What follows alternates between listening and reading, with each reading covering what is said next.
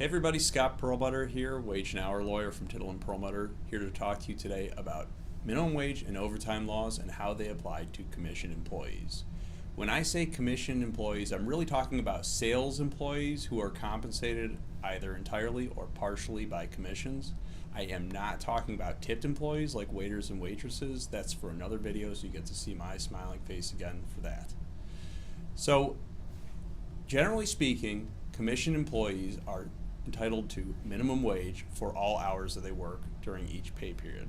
So that means for each hour that you worked throughout a 2-week period or whatever your particular pay period is, you're entitled to that number of hours that you worked during that pay period times your state's minimum wage, which in Ohio we've got our minimum wage up to $8.30.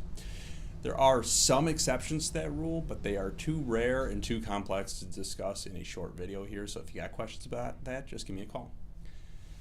As for overtime pay, that really depends on your industry and how you're paid. So some commission employees, like car salesmen, pretty much across the board do not get overtime pay. You do not get 1.5 times your regular rate of pay. For most commission employees, it depends on how much you're paid and how you're paid. So for many commission employees, for them not to receive overtime, over 50% of their pay has to come from commissions as opposed to hourly or salary pay. And each pay period, your commission plus hourly and salary has to equal at least 1.5 times your state's minimum wage. Again, in Ohio, our minimum wage $8.30.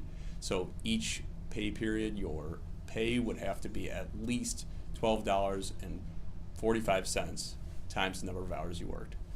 So if you have any questions about any kind of pay issues and you're a commission sales employee, give me a call, we'll work through them.